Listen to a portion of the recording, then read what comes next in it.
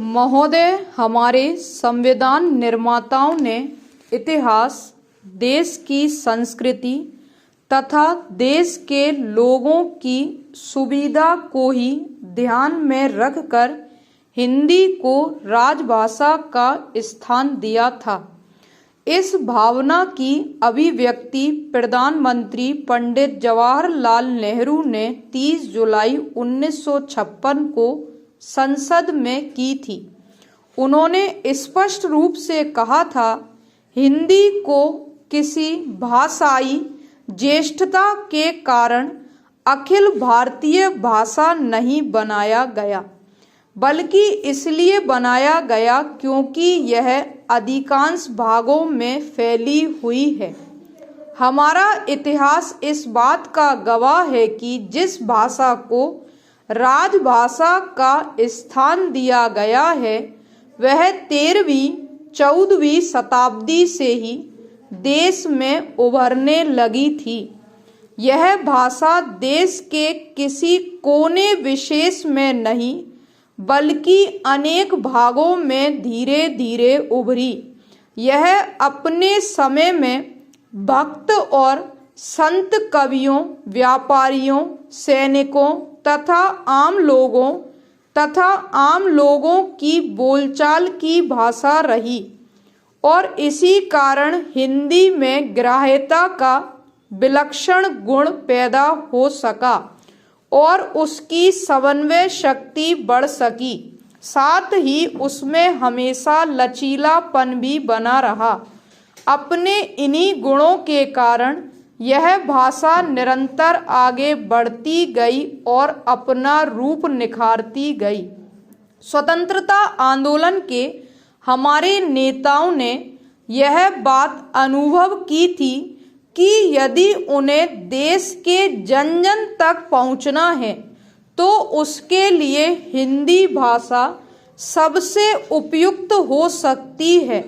इनके इस निर्णय के पीछे ना तो किसी भाषा की उपेक्षा करने की भावना थी और ना ही किसी भाषा विशेष को ऊंचा दर्जा देने की सोच थी।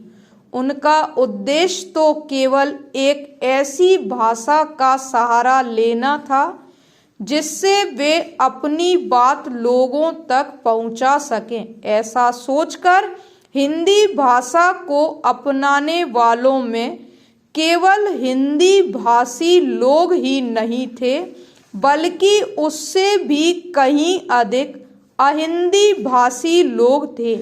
भाषा का इतिहास इस बात का गवाह है कि किसी भी एक समय में राजकाज की भाषा और लोगों की भाषा प्रचलित रहती है, लेकिन अब हमें नई राजनीतिक व्यवस्था और बदलते हुए परिवेश में यह देखना होगा कि क्या अब भाषा के ये अलग अलग स्वरूप एक ही समय में मौजूद रह सकते हैं, और यदि रह सकते हैं तो उनकी सीमाएं क्या होनी चाहिए।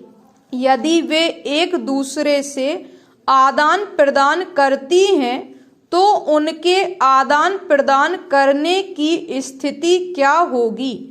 इन सभी प्रश्नों का उत्तर ढूंढते समय हमें ये बातें ध्यान में रखनी चाहिए कि अब हम किस राजनीतिक व्यवस्था में रह रहे हैं। हमारे सामने भाषाओं के आदान प्रदान के किस तरह के माध्यम हैं, किस तरह की सुविधाएं हैं और कितनी तेजी के साथ वे एक दूसरे से मिलकर एक दूसरे को स्वीकार करते हैं या एक दूसरे को नकारते हैं। अब समाज की स्थिति पहले जैसी नहीं रही। भारत में ही नहीं बल्कि विश्व में लोकतांत्रिक प्रणाली प्रबल होती जा रही है। यह प्रणाली निश्चित रूप से लोगों की प्रणाली होती है। इस प्रणाली में सही अर्थों में सत्ता जन जन के हाथों में विकेंद्रित होती है। महोदय, सच तो यह है कि इस प्रणाली का जन्म ही जन जन को सत्ता में बराबर का भागीदार बनाने के लिए हुआ है। अब पहले जैसा ना तो अवरोध रह गया है और ना ही सत्ता के भागीदारों के अलग अलग स्तर रह गए हैं। इसलिए यह स्वाभाविक है कि जन के साथ जन की भाषा भी राज तक पहुंचेगी। फिर भी शासन का काम लोगों से संपर्क करना है। यह संपर्क लोगों की भाषा में ही संभव है। इसके कारण राजभाषा और जनभाषा में निश्चित रूप से बहुत शीघ्रता के साथ अंतर संबंध स्थापित होंगे और वे एक दूसरे को प्रभावित भी करेंगे। ऐसी स्थिति में राजभाषा को लोगों की भाषा के निकट लाया जाना चाहिए। लोकतांत्रिक प्रणाली में तो राजभाषा जन जन के लिए होती है। इस संदर्भ में माध्यमों की भी बात आती है। आज हमारे सामने जनसंचार के अनेक माध्यम मौजूद हैं। इन माध्यमों की सीमा भी राज्य या देश तक सीमित न रहकर पूरी दुनिया की होती जा रही है। ऐसी स्थिति में अब कोस कोस पर बानी वाली कहावत पुराने दिनों की बात बनती जा रही है। अब जहां भाषाओं की सीमाएं टूट रही हैं, वहीं उनके बीच तेजी से आदान प्रदान भी हो रहा है। मेरा मानना है कि इस आदान प्रदान में भी एक नई भाषा की संभावना के बीच पल रहे हैं। हो सकता है नई भाषा के बनने में काफ़ी वर्ष लग जाएं और हो सकता है कि यह ना भी बने, लेकिन इतना तो निश्चित है कि इसका दबाव पड़े बिना नहीं रहेगा।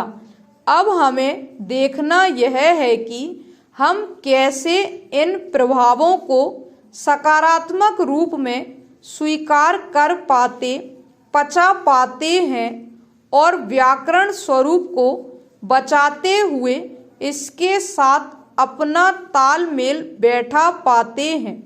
इसी से जुड़ी हुई बात है विज्ञान और तकनीक की भाषा की। सांस्कृतिक पहचानों से जुड़ी भाषा अलग अलग हो सकती है, लेकिन जहाँ तक विज्ञान और तकनीक का सवाल है, ये ना तो किसी विशेष सांस्कृतिक समूह से जुड़े होते हैं और ना ही किसी वर्ग विशेष से। भले ही विज्ञान का जन्म किसी एक सांस्कृतिक समूह में क्यों ना हुआ हो, लेकिन अपनी उपयोगिता के कारण वह धीरे धीरे अखिल विश्व का रूप ले लेता है। ऐसी स्थिति में हमें यह देखना होगा कि विज्ञान और तकनीक की भाषा किस तरह की हो। मुझे लगता है कि विज्ञान और तकनीक की भाषा तैयार करने में हमें अपेक्षाकृत अधिक उदारता से काम लेना चाहिए, क्योंकि एक ओर तो उसके सामने विदेशी शब्दावली है और दूसरी ओर उसके सामने अपने देश के लोग हैं, उनकी अपनी जनभाषाएं हैं। यहाँ यह धर्म संकट खड़ा होगा कि इस विदेशी शब्दावली और देशज शब्दावली के बीच संतुलन कैसे बनाया जाए। निश्चित रूप से यह काम सरल नहीं है, क्योंकि हमारी भाषाएं पूर्णतः समर्थ भाषाएं हैं। उनके पास विज्ञान की सशक्त विरासत भी है। स्टॉप।